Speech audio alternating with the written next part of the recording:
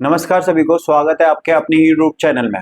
जैसा कि हम आज की क्लास में हम क्लासिफिकेशन ऑफ गुड्स को पढ़ने वाले हैं। इससे पहले मैं आपको बता दूं कि हमने पिछली क्लासेस के अंदर हमने प्रैक्टिकल पोर्शन को कंप्लीट कर लिया, जिसमें हमने income method, value added method और साथ ही साथ एक्सपेंडिचर मेथड को क्लियर करा है और इसके साथ हमने कन्वर्जन को भी क्लियर करा है और थ्योरी पार्ट में हमने two sector model, real flow और मनी फ्लो को भी कंप्लीट कर लिया है। आज का जो टॉपिक है वो क्लासिफिकेशन ऑफ गुड्स के बारे में होने वाला है। पर इससे पहले जिन्होंने भी पिछली वीडियोस को नहीं देखा है तो डिस्क्रिप्शन में दिया गया लिंक है, उसको ओपन करके आप उन वीडियोस को पहले देख सकते हैं, फिर उसके बाद हम क्लासिफिकेशन ऑफ गुड्स को पढ़ेंगे। तो आज का हमारा टॉपिक है फाइनल गुड्स और इंटरमीडिएट गुड्स में डिफरेंस। तो सबसे पहले हम समझते हैं कि फाइनल गुड्स कौन से और इंटरमीडिएट गुड्स कौन से हैं। तो फाइनल गुड्स को मैं दो एलिमेंट से बताऊंगा, सेम ऐसे ही आपको इंटरमीडिएट गुड्स को भी दो एलिमेंट से हम क्लियर करते हैं। फाइनल गुड्स वो गुड्स होते हैं जिसका या तो हम कंजप्शन करेंगे या इन्वेस्टमेंट करेंगे। वहीं हमारे पास इंटरमीडिएट गुड्स में या तो हम रीसेल करते हैं या प्रोडक्शन करेंगे। अब दो दो एलिमेंट से, दोनों पॉइंटों के एलिमेंट से मैं पॉइंटों को क्लियर करता हूं। तो सबसे पहले हम इसके मीनिंग की बात करते हैं। Final goods refer to the those goods which are used either for consumption, जिसका यूज किसके लिए किया जाता है, या तो कंजप्शन के लिए या इन्वेस्टमेंट के लिए। अब इसके दो एलिमेंट है, इसी से मैं पूरे पॉइंट को क्लियर करूंगा। अब इसके बाद जो हमारे पास इंटरमीडिएट गुड्स होते हैं which are used for either for resale या प्रोडक्शन, या तो रीसेल करेंगे या प्रोडक्शन, और सेम ईयर में होता है ये। तो सबसे पहले हम इन पॉइंटों को क्लियर करते हैं। मान लीजिए कि अगर एज अ टीचर मैंने एक मार्कर परचेस करा है। अब एज अ टीचर मैंने क्या करा, मार्कर परचेस करा, तो आप इसी एलिमेंट को समझते हैं, एलिमेंट के बिहाफ पर हम इस पॉइंट को क्लियर करेंगे। मैंने मार्कर परचेस करा एज अ टीचर। अब टीचर ने परचेस करा है, कंजप्शन तो नहीं करेगा, क्या होगा, ये इन्वेस्टमेंट है, ये मेरी असेट्स बन जाती है, फिक्स असेट्स होती है। तो जब ऐसी चीज होती है तो हमारे पास क्या इन्वेस्टमेंट है, और इन्वेस्टमेंट क्या कहलाता है, हमारे पास फाइनल गुड्स है। अब वहीं अगर मैंने बोला कि एक स्टेशनरी शॉपकीपर है जिसने क्या करा, एक स्टेशनरी वाला जो मार्कर को परचेस करता है, तो मार्कर को उसने परचेस करा है, वो आगे किसके लिए कर रहा होगा, रीसेल पर्पस। उसका पर्पस क्या है, रीसेल। जहां पर हमारे पास कंजप्शन आ जाए या इन्वेस्टमेंट आ जाए तो हमारे वो फाइनल गुड्स होता है। वहीं हमारे पास इंटरमीडिएट गुड्स वो होगा या तो प्रोडक्शन आ जाए या रीसेल आ जाए। अब एक और एग्जांपल से क्लियर करता हूं मैं आपको। आपने को ये दो एलिमेंट मैंने बता दिया, इन्वेस्टमेंट क्या हुआ और रीसेल क्या हुआ। अब ऐसे ही फॉर एग्जाम्पल अगर मैं एज अ हाउस होल्ड मैंने अपने परिवार के लिए मिल्क खरीदा, तो ये चीज क्या कहलाई जाएगी, मेरे लिए इंटरमीडिएट गुड मतलब फाइनल गुड्स होगी। अब फाइनल गुड्स रीजन क्या है इसके लिए, क्योंकि कंजप्शन पर्पस हुआ, मेरे घर के लिए क्या हुआ, कंजप्शन पर्पस। वहीं ये दूध अगर कोई चाय वाला खरीदता है, टी स्टॉल वाला खरीदता है, तो उसमें वो वैल्यू एडिशन करेगा। अब वैल्यू एडिशन करेगा तो वो प्रोडक्शन फर्दर किसके लिए यूज होगा, वो पर्पस क्या है इसका, प्रोडक्शन के लिए। तो ये इंटरमीडिएट गुड्स होगा। तो हमारे पास इन्हीं दो एलिमेंट से हमारे पॉइंट को क्लियर हम आगे क्लियर करेंगे। ठीक है, तो सबसे पहले हमने डेफिनेशन को क्लियर करा। अब आते हैं हमारे बेटा प्रोडक्शन बाउंड्री। अब प्रोडक्शन बाउंड्री एक तरीके से एक इमेजिनरी लाइन होती है। अब इस पहले प्रोडक्शन बाउंड्री को मैं क्लेरिफाई कर दूं कि होता क्या है। एक इमेजिनरी लाइन होती है, इसे क्या बोलते हैं, इमेजिनरी लाइन। अब ये हमारे पास क्या करती है, इसमें आपको मैंने बताया जो फाइनल गुड्स है वो क्रॉस कर देता है, मतलब प्रोडक्शन बाउंड्री को क्रॉस कर दिया। वहीं इंटरमीडिएट गुड्स क्या रहता है, still with in production boundary, ये प्रोडक्शन बाउंड्री के अंदर ही रहता है। फॉर एग्जांपल समझिए, मेरे पास एक गैरेज है, गैरेज के अंदर जब तक गाड़ी है तब तक उसमें क्या वैल्यू एडिशन होता रहेगा, और वैल्यू एडिशन हो रहा है, यानी कि इसका जो थर्ड पॉइंट है, क्योंकि ये रेडी नहीं हुआ, यूज करने के लिए रेडी नहीं है, जब तक ये गैरेज के अंदर है तब तक इसमें वैल्यू एडिशन होता रहेगा। क्या होता रहेगा बेटा, वैल्यू एडिशन, क्योंकि इसमें हम कहीं ना कहीं उसमें वैल्यू एडिशन करते रहेंगे, कुछ ना कुछ फीचर्स हम ऐड करते रहेंगे। अब ऐसे ही हुआ तो यानी कि ये क्या हुआ, प्रोडक्शन बाउंड्री के अंदर हुआ। पहले स्टिल क्या बोला मैंने कि इसमें वैल्यू एडिशन किया जाता है, साथ ही साथ इसमें क्या, ये प्रोडक्शन बाउंड्री के अंदर भी रहेगा क्योंकि इसमें वैल्यू एडिशन किया जा रहा है। वहीं अगर ये प्रिपेयर गाड़ी बनकर तैयार हो गई, अब ये चलेगी शोरूम के अंदर। अब शोरूम के अंदर दो ही चीजें रह सकती है, या तो शोरूम में क्या होगा, कोई फैमिली वाला खरीदेगा जो उसके लिए क्या बनेगा, कंजप्शन बनेगा। वहीं दूसरी बात, कोई एक कैब वाला खरीदेगा जो उसके लिए इन्वेस्टमेंट होगा, ना तो उसका रीसेल हो सकता है ना ही प्रोडक्शन हो सकता है। तो अब ये प्रिपेयर हो चुका है बनने के लिए, अब ये सेल होने के लिए क्या हो गया, प्रिपेयर हो गया, इसका कंजप्शन किया जा सकता है या इसको इन्वेस्टमेंट किया जा सकता है। ये बिल्कुल प्रॉपर रेडी हो गया। जब ये प्रॉपर रेडी हो जाता है, ये बाउंड्री को क्या कर देगा, प्रोडक्शन बाउंड्री को क्रॉस कर दिया, क्योंकि जब तक गैरेज के अंदर था तो इंटरमीडिएट था, जैसे ही शोरूम के अंदर चला गया तो बाउंड्री को क्या कर दिया इसने, प्रोडक्शन बाउंड्री को क्रॉस कर दिया। वही सेकेंडरी पॉइंट क्या होता है हमारे पास, they are ready for use by their final user. अब क्या हुआ, जैसे मैंने बताया इसमें वैल्यू एडिशन किया जा रहा था, क्योंकि इसमें पैसा लगाया जा रहा था। अब इसके बाद ये वैल्यू एडिशन नहीं होगा, इसके बाद ये प्रोडक्शन बाउंड्री से क्या हो जाता है, बाहर हो जाता है, इसमें कोई वैल्यू एडिशन नहीं की जाती। अब मैं इस प्रोडक्शन बाउंड्री को एक एग्जांपल से के जरिए समझाता हूं आपको प्रॉपर क्लियर। मान लीजिए एक किसान ने, फार्मर ने क्या करा, वीट का प्रोडक्शन करा, जिसकी बर्थ है 1000 रुपए, 1000 रुपए उसकी बर्थ है। अब उसने क्या करा, एक बेकर्स वाले को भेज दिया। मैंने बोला एक वीट का प्रोडक्शन था जिसकी बर्थ कितनी थी बेटा, 1000 रुपए। अब इसने क्या करा, इसने एक बेकरी वाले को सेल कर दिया, बेकर्स को सेल करा। जिसने वेकर्स को सेल करा मतलब वीट की बर्थ थी, उसने सेल करा वेकर्स वाले को, वेकर्स वाले के कितनी होगी, 1000। उसने 1000 रुपए एडिशन कर कर इसको बिस्किट में बदला या ब्रेड्स में बदला। अब इसकी वैल्यू कितनी हो गई है, 2000, 2000 होगी। अब 2000 होने के बाद ये फाइनली किसके पास जाएगा, एक ग्रोसरी शॉप पर इसने वैल्यू एडिशन करा और ग्रोसरी वाले को भेज दिया। अब ग्रोसरी वाले ने क्या करा, 2200 रुपए तक आते आते सारे फाइनल कंज्यूमर्स को सेल कर दिया। फाइनल कंज्यूमर जितने भी थे ये इनके फाइनल कंजप्शन के लिए यूज हो गया। अब इसमें बात करते हैं, हमारे पास पहले एक फार्मर ने जिसका गेहूं का था प्रोडक्शन, उसने 1000 रुपए में वेकर्स वाले को बेचा।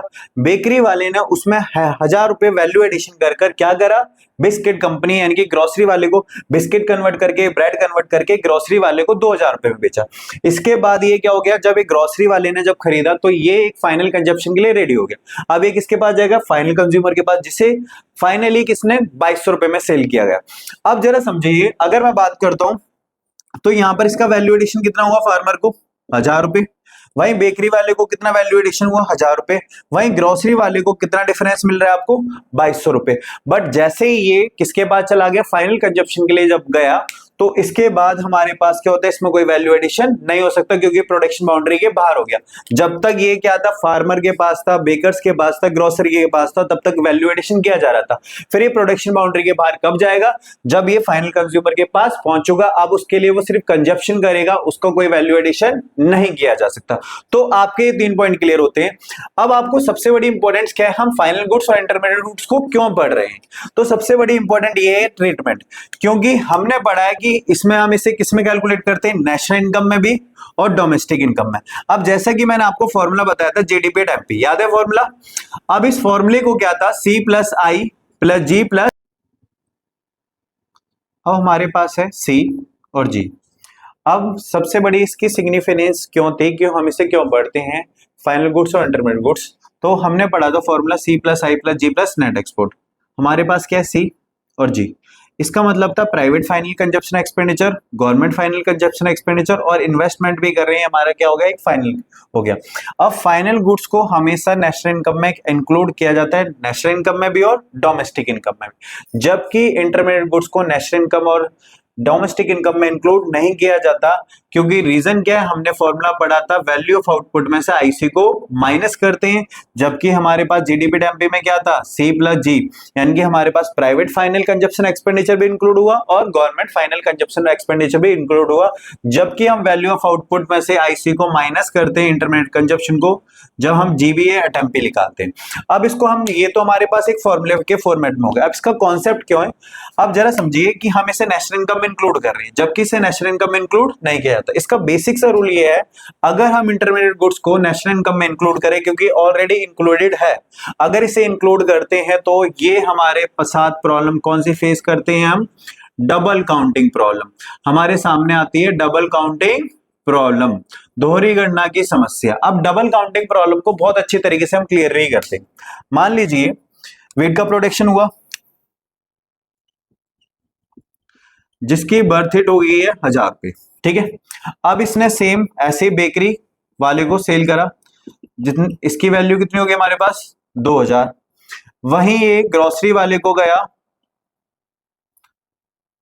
ग्रोसरी वाले को सेल किया गया तो हमारे पास हो गया 3000। वहीं हमारे पास क्या हुआ, जब ये फाइनल कंज्यूमर तक गया तो ये हो जाती है इसकी 5000।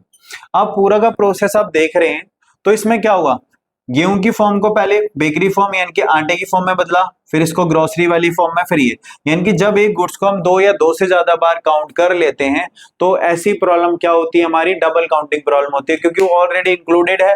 ऐसे हमने पहले गेहूं को आटे की फॉर्म में काउंट करा, फिर बिस्किट की फॉर्म में, फिर फाइनल कंज्यूमर तक। तो हमने एक ही गुड्स को दो या दो से ज्यादा बार काउंट कर लेते हैं तो इसे डबल काउंटिंग प्रॉब्लम बोलते हैं। इससे प्रिवेंट करने का तरीका या बचने का तरीका हमारे पास ये होता है कि हम फाइनल गुड्स को इंक्लूड करें जबकि हमारे पास इंटरमीडिएट गुड्स को हम एक्सक्लूड करें। इसलिए हमारे पास फॉर्मूले के फॉर्मेट में मैंने आपको बताया था private final consumption expenditure include होता है और गवर्नमेंट फाइनल कंजप्शन एक्सपेंडिचर भी इंक्लूड किया जाता है, जबकि इंटरमीडिएट गुड्स को हम वैल्यू ऑफ आउटपुट में से माइनस करते हैं, जो आप अब वीडियो में जाकर देख सकते हैं।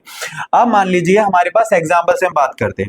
अब मैंने आपको इन्हीं दो एलिमेंट पे बात करी थी, कंजप्शन इन्वेस्टमेंट याद रखना, रीसेल और हमारे पास प्रोडक्शन हो गया। अब हमारे पास है milk purchase by house hold for consumption. अब मान लीजिए मिल्क किसके द्वारा परचेज किया गया है, हाउस होल्ड के द्वारा। किसके लिए, यानी इसका पर्पस क्या है, कंजप्शन है। जब कंजप्शन होता है तो फाइनल गुड्स हो गया। अब वही हमारे पास कार परचेज बाय इन्वेस्टमेंट। अब कोई इन्वेस्टर आकर, कोई कैब वाला अगर कार को परचेज कर रहा है तो इस तरह का जो पैसा होगा या इस तरह का जो हमारे पास क्या होगा, गुड्स होगा, वो क्या होगा, इन्वेस्टमेंट पर्पस हुआ तो इन्वेस्टमेंट हुआ तो हमारे पास होता है फाइनल गुड्स। वही इंटरमीडिएट गुड्स को समझने के लिए मैंने बताया था आपको दो एलिमेंट, प्रोडक्शन एंड रीसेल। अब प्रोडक्शन और रीसेल में क्या होगा, milk use in dairy, dairy shop के द्वारा खरीदा गया तो इसका पर्पस क्या है, रीसेल, क्योंकि डेयरी वाला जब खरीदेगा कोई इसमें वैल्यू एडिशन नहीं करा, उसने क्या करा, उसे रीसेल करा। वही हमारे पास जो कोयला खरीदा गया है एक फैक्ट्री के द्वारा तो किसके लिए किया गया होगा, प्रोडक्शन पर्पस से। जब प्रोडक्शन पर्पस से हुआ तो हमारे पास किसके लिए बनता है, इंटरमीडिएट गुड्स। अब इसको क्लियरली समझने के लिए हम कुछ एग्जांपल्स को लेते हैं, हम क्लासिफाइड करते हैं क्योंकि हमारा इंपॉर्टेंट टॉपिक हो जाता है। अब क्लासिफाई करने के लिए सबसे पहले हम बात करते हैं, पहला पॉइंट हमें दिया है milk purchased bye tea stall. अब टी स्टॉल के द्वारा मिल्क परचेज किया गया। अब इसका पर्पस क्या है, अब जरा समझिए। हमारे पास क्या हुआ, जब टी स्टॉल ने किसके लिए करा होगा, इसका जो पर्पस है वो फर्दर प्रोडक्शन पर्पस है, फर्दर प्रोडक्शन। और जब प्रोडक्शन पर्पस किया गया है क्योंकि उसमें वैल्यू एडिशन होगा, प्रोडक्शन बाउंड्री के अंदर है, तो ऐसे केस में हमारे पास ये बन जाता है इंटरमीडिएट गुड्स। क्या बनेगा, इंटरमीडिएट गुड्स। इसको शॉर्ट में मैं लिख रहा हूं आईजी, इंटरमीडिएट गुड्स। अब आते हैं हमारे बेटा बस परचेज बाय स्कूल। अब स्कूल के द्वारा परचेज की गई है, बाय स्कूल बस को परचेज किया गया है तो ये हमारे पास फाइनल गुड्स बन जाते हैं क्योंकि इसका पर्पस क्या है, इन्वेस्टमेंट पर्पस से की गई है। इसके लिए हुई है, इन्वेस्टमेंट पर्पस से हुई है। अब है juice purchase by student from the school canteen. अब स्कूल कैंटीन से क्या करा है, एक स्टूडेंट ने जूस परचेज करा है। अब इसके लिए क्या हुआ, कंजप्शन पर्पस हुआ। इसका पर्पस क्या है, कंजप्शन पर्पस है। और जब कंजप्शन पर्पस होता है तो हमारे पास बनता है ये फाइनल गुड्स। हमारे पास सिर्फ इन दो एलिमेंट्स से हम पूरे कॉन्सेप्ट को समझ सकते हैं। अब मशीन परचेज बाय फर्म, एक फर्म के द्वारा परचेज की गई है, घर में नहीं है, यूज कैसा है, फर्म के द्वारा। अब बाय फर्म अगर हमारे पास मशीनरी को परचेज किया गया है तो ये एक इन्वेस्टमेंट होता है और इन्वेस्टमेंट होगा तो हमारे पास ये फाइनल गुड्स बनाएगा क्योंकि ये एलिमेंट किसका था, फाइनल गुड्स का। वही car purchase by house hold. अब हाउस होल्ड ने खरीदी है, कार परचेज करी है, कोई कैब ड्राइवर ने नहीं परचेज करी है तो ये क्या होगा, पर अगर कैब ड्राइवर भी करता है, हाउस होल्ड करता, दोनों ही केस में हमारे पास ये फाइनल गुड्स बनता, पर इसका पर्पस बदल जाता।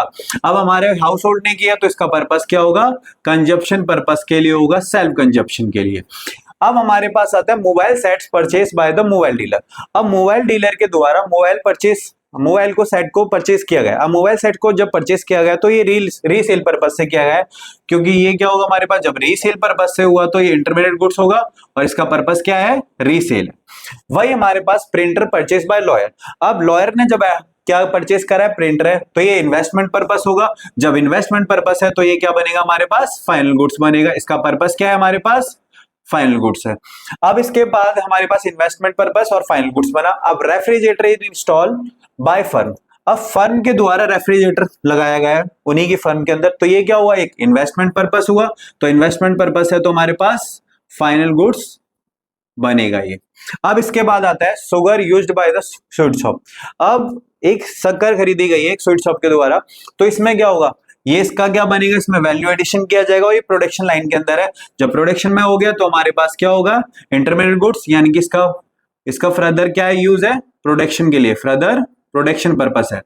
अब बात करते हैं expenditure by a firm on a payment of fees to the chartered account. अब चार्टेड अकाउंटेंट की फीस दी गई है तो ये क्या हुआ, प्रोडक्शन पर्पस के लिए दी गई है।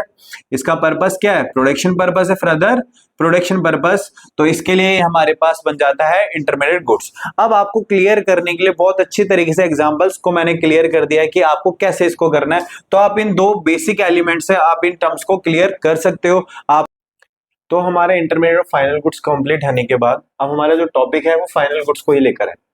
अब हमारे पास फाइनल गुड्स को क्लासिफाइड किया गया है दो ग्रुप्स के अंदर, एक कंजप्शन गुड्स और कैपिटल गुड्स। अब जनरल टर्म्स में अगर मैं इसको क्लियर करूं तो कंजप्शन गुड्स वो गुड्स होते हैं जब कंज्यूमर अपनी वांट्स को सेटिस्फाई करने के लिए जिन गुड्स को क्या करता है, कंज्यूम करता है और डायरेक्टली कंज्यूम करता है, तो इससे जो मिलती है सेटिस्फेक्शन, ऐसे गुड्स को कहा जाता है कंजप्शन गुड्स।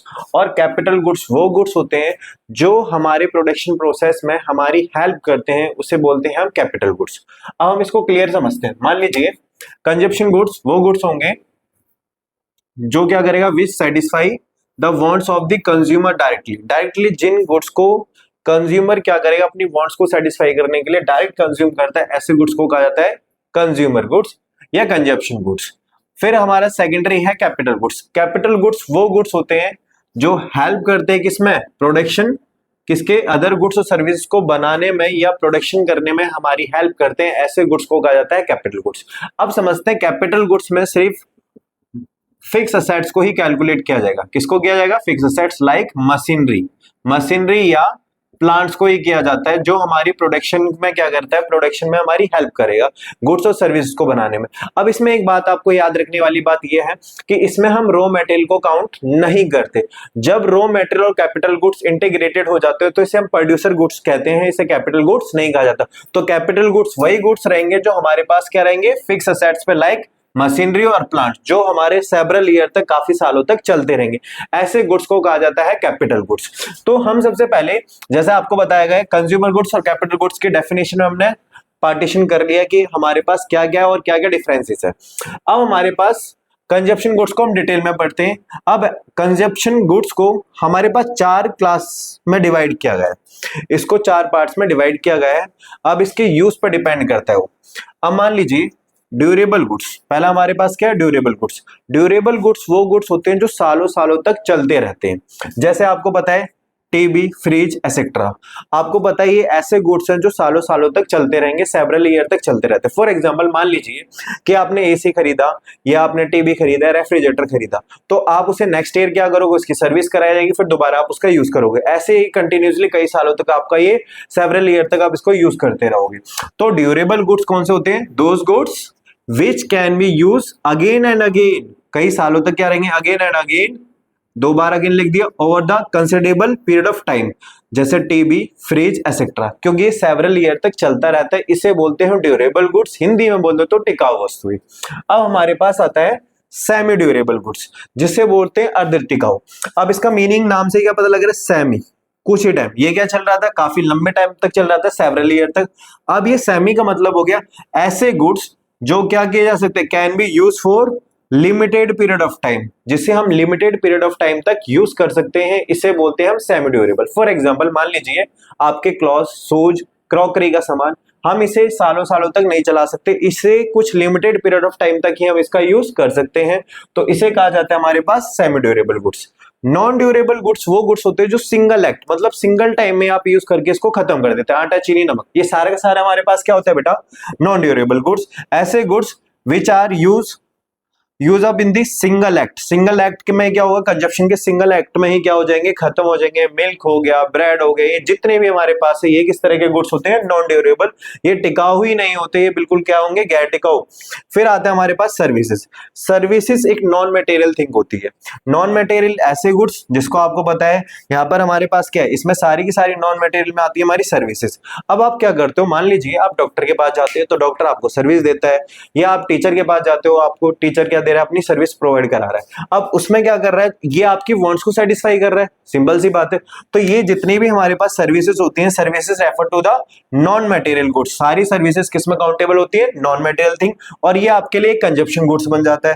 तो ये ऐसी विच directly satisfy the human wants को सेटिस्फाई करती हैं, ऐसी सर्विसेज को हम क्या बोलते हैं, सर्विसेज में आती है। और ये सारे के सारे जो टाइप्स हैं हमारे पास कंजप्शन गुड्स के हो जाते हैं। अब बात करते हैं, मैंने बताया आपको कैपिटल गुड्स में पहली बात मैं दोबारा नोट करने वाली बात बता रहा हूं कि आपको फिक्स असेट्स को ही कैलकुलेट करना है। इसमें हमारे पास रॉ मटेरियल काउंट नहीं होता। अगर हमने इसे रॉ मटेरियल काउंट कर लिया तो कैपिटल गुड्स हमारा प्रोड्यूसर गुड्स बन जाता है, क्योंकि कैपिटल गुड्स प्लस में रॉ मटेरियल को काउंट करने के बाद हमारा निकलता है प्रोड्यूसर गुड्स, जिसको हम आगे पढ़ेंगे। तो अभी आपको जनरल सी बात सिर्फ ये समझनी है, कैपिटल गुड्स वो गुड्स है जो जिसमें हम फिक्स असेट्स को कैलकुलेट करते हैं और ये प्रोडक्शन प्रोसेस में हमारी हेल्प करता है, जिसमें मशीनरी और प्लांट कैलकुलेट किए जाते हैं। अब इसके फीचर्स क्या हैं जरा समझते हैं।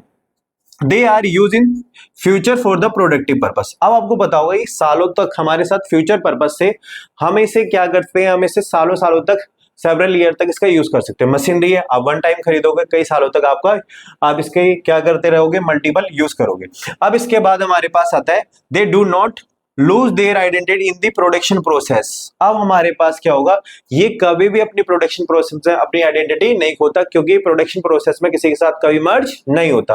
अब आपको पता होगा इसका कहने का मतलब ये है कि आप कोई भी चीज है, मैं मार्कर को बनाऊंगा, इसकी प्लास्टिक बॉडी जो भी रॉ मटेरियल है, ये एक बार क्या हो गया, सारे के सारे अपनी आइडेंटिटी को लूज कर देगा, ठीक है। बट हमारे पास मशीनरी है, वन टाइम खरीदी तो ये अपनी आइडेंटिटी लूज नहीं करेगी, सेवरल ईयर तक हमारे साथ चलती रहेगी, ठीक है।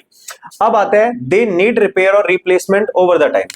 अब इसकी जरूरत क्या होती है, इसको रिपेयर भी करना पड़ता है, रिप्लेसमेंट भी कर देनी पड़ती है, क्योंकि over the period of time machinery पे हमेशा डेप्रिसिएशन लगता ही है, या तो इसे रिपेयर किया जाता है या रिप्लेसमेंट किया जाता है। अब लास्ट पॉइंट है दे हैव ड्राइव डिमांड।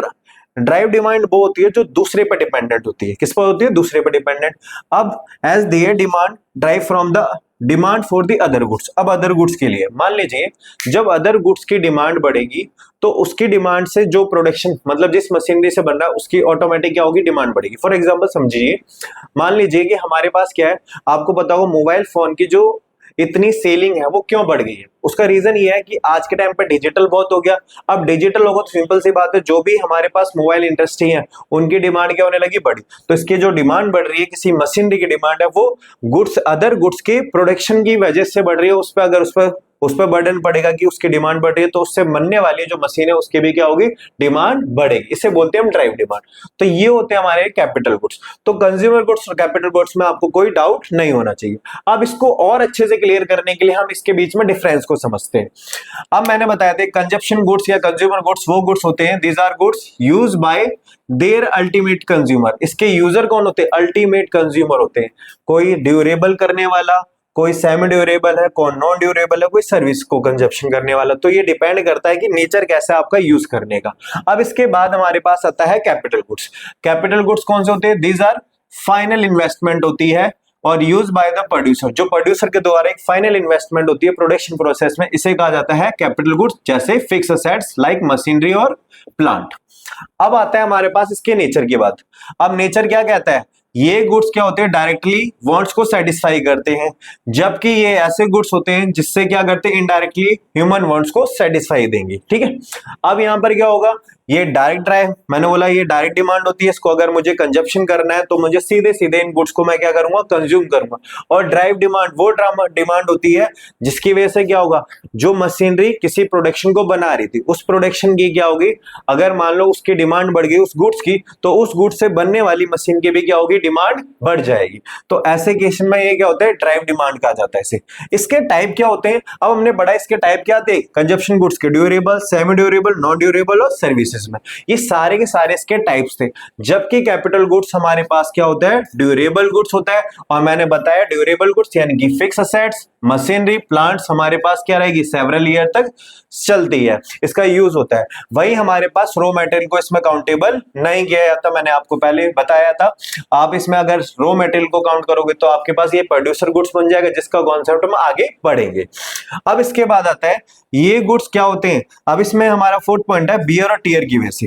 अब मान लीजिए बियर और टीयर किसी कंजप्शन ड्यूरेबल गुड्स को हम इसका यूज करते हैं, तो इसमें क्या लग गया, किसी बियर या टीयर होगी, टूट फूट हो जाती है, तो ऐसे में इसको नेशनल इनकम में कैलकुलेट नहीं किया जाता।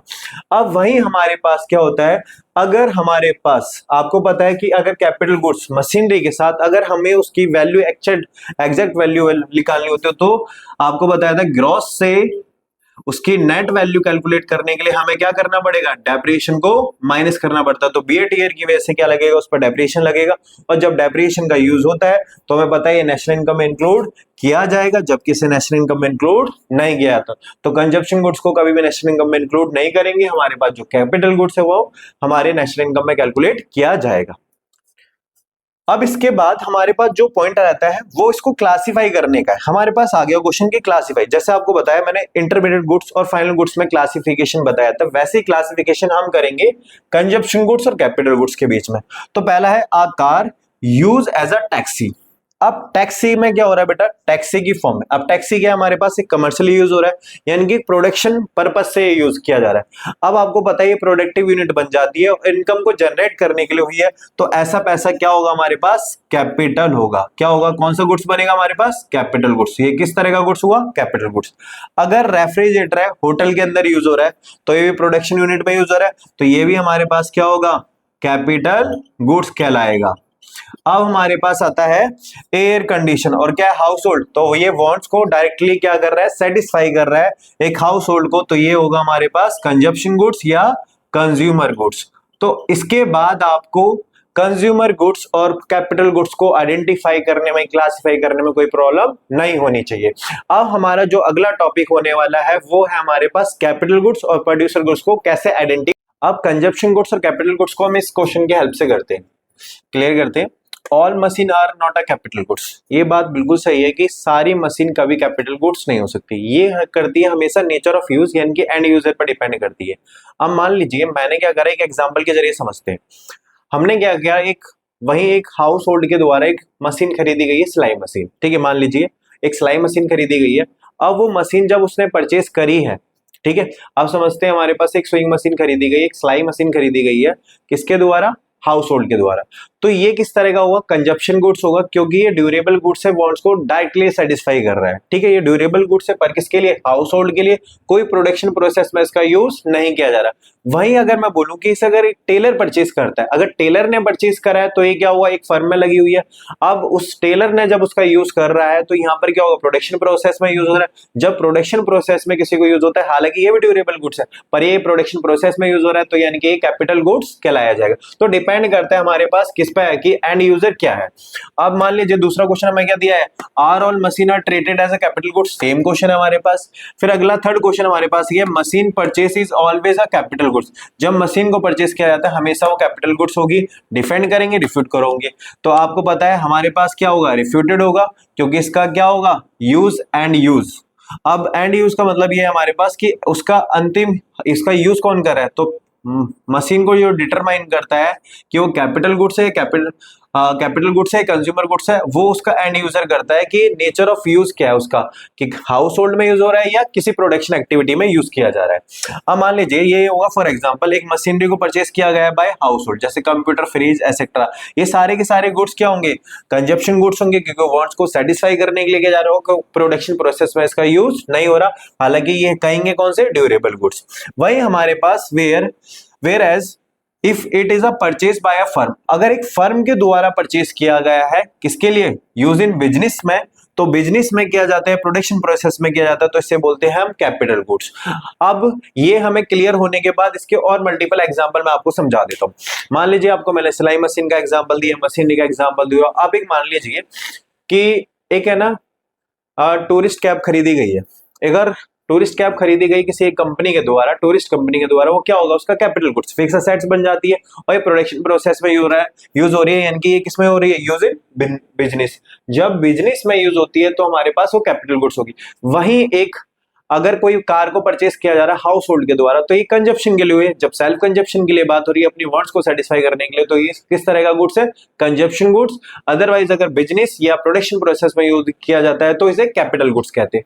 तो अब मैं क्लियर करने के बाद जब कंजप्शन गुड्स कैपिटल गुड्स हो गया, तो आपके पास एक नया वर्ड जनरेट हुआ था, प्रोड्यूसर गुड्स। ये भी एक कैपिटल गुड्स का कंपोनेंट हो जाता है, पर कैपिटल गुड्स के साथ साथ ही इंटरमीडिएट गुड्स को भी कंसिस्ट करता है अपने अंदर। अब यहाँ पर हमारे पास क्या है, प्रोड्यूसर गुड्स। प्रोड्यूसर गुड्स कौन से गुड्स होते हैं, which are use in the process of production. जो प्रोडक्शन प्रोसेस या सर्विसेज में क्या होते हैं, उस प्रोसेस में यूज किया जाता है, उसको हम क्या बोलते हैं, प्रोडक्शन गुड्स कहते हैं। अब हमारे पास क्या हुआ, प्रोड्यूसर गुड्स या प्रोडक्शन गुड्स। प्रोड्यूसर गुड्स में भी सेम डेफिनेशन और कैपिटल गुड्स में फर्क क्या है, जो प्रोड्यूसर गुड्स है वो कैपिटल गुड्स से बड़ा है। अब ये कैसे, क्योंकि इसमें कैपिटल गुड्स तो ऐड होते ही हैं, साथ साथ इंटरमीडिएट गुड्स भी होते हैं। क्योंकि कैपिटल गुड्स सिर्फ उसका नेचर कैसा है, ड्यूरेबल गुड्स का है, इसमें यानी कि कौन से असेट्स आती हैं, सिर्फ फिक्स असेट्स आते हैं जैसे मशीनरी और प्लांट। जबकि हमारे पास जो प्रोड्यूसर गुड्स होता है वो कैपिटल गुड्स को तो इंक्लूडेड करता ही है, कंसिस्ट करता है। इसके साथ साथ इंटरमीडिएट गुड्स यानी कि रॉ मेटेरियल को भी इसमें प्रोडक्शन प्रोसेस में यूज किया जाता है। तो इन दोनों का जो समीशन निकल कर आता है वो निकल कर आता है प्रोड्यूसर गुड्स। तो हम ये कह सकते हैं कि ऑल कैपिटल गुड्स, सारे कैपिटल गुड्स क्या हो सकते हैं, प्रोड्यूसर गुड्स हो सकते हैं, क्योंकि ये फिक्स असेट्स तो इसमें होता ही है इंक्लूडेड। जबकि but all producer goods are not a capital goods, क्योंकि कैपिटल गुड्स में क्या, प्रोड्यूसर गुड्स में क्या होगा, कैपिटल गुड्स यानी कि फिक्स असेट्स भी आ रही है और इंटरमीडिएट। जबकि इंटरमीडिएट गुड्स में कभी भी जो इंटरमीडिएट गुड्स है वो कैपिटल गुड्स में इंक्लूडेड नहीं की जाती है। तो हम कह सकते हैं अगर हमारे पास प्रोड्यूसर यूनिट क्या है, एक बड़ी यूनिट है, जबकि हमारे पास कैपिटल यूनिट क्या है, एक छोटी यूनिट है, क्योंकि इसमें फिक्स असेट्स को इंक्लूड किया जाता है और इसमें कैपिटल असेट्स मतलब कैपिटल फिक्स असेट्स को तो इंक्लूड किया जाएगा, साथ ही साथ इसमें आईसी इंटरमीडिएट गुड्स या आईजी को इंक्लूडेड किया जाता है। तो इसलिए क्या होगा, producer goods are two types, intermediate goods और कैपिटल गुड्स। कैपिटल गुड्स कौन से होते हैं, जैसे मशीनरी, फैक्ट्री, बिल्डिंग एक्सेट्रा। ये क्या होगा, ड्यूरेबल गुड्स होते हैं, और ड्यूरेबल गुड्स होते हैं वो कैपिटल गुड्स में होते हैं जो सिर्फ क्या रहेगा, फिक्स असेट्स के तौर पर। तो ये सिर्फ कैपिटल गुड्स किसको देखता है, ड्यूरेबल गुड्स जो सेवरल ईयर तक चलेंगे, और साथ ही साथ इसमें मशीनरी आती है, प्लांट्स आती है जो फिक्स असेट्स होती है। जबकि हमारे पास क्या होता है, एक इंटरमीडिएट गुड्स होता है जिसमें क्या होता है, सिर्फ ये वन टाइम यूज होता है। जबकि कैपिटल गुड्स में हमने ऐसी कोई चीज नहीं पढ़ी थी, सिर्फ ड्यूरेबल होती है, और जो वन टाइम होती है वो नॉन ड्यूरेबल होती है। तो नॉन ड्यूरेबल को कौन इंक्लूड करता है, प्रोड्यूसर गुड्स जो रॉ मटेरियल है। तो इसलिए हम कह सकते हैं कि यहाँ पर हैंस प्रूफ हो जाता है हमारे पास क्या हो, कि ऑल कैपिटल गुड्स आर मतलब all capital goods are producer goods तो हो सकते हैं, but all producer goods are not a capital goods, कि सारे प्रोड्यूसर गुड्स कैपिटल गुड्स नहीं हो सकते। अब मैं आशा करता हूं कि आपको क्लासिफिकेशन ऑफ गुड्स में किसी भी तरह की कोई दिक्कत फेस नहीं करने पड़ेगी। आपको क्वेश्चन से लेकर क्लासिफिकेशन से लेकर डिफरेंस से हर चीज को मैंने क्लियरली इस वीडियो में समझा दिया है। अब मैं आशा करता हूं कि आपको ये समझ में आ गया होगा, और आप इसी तरीके से सपोर्ट करते रहिए हमारे चैनल को। लाइक करें, शेयर करें, सब्सक्राइब करें, सोशल मीडिया पे फॉलो तो जरूर कर लें। तो थैंक यू फॉर वॉचिंग।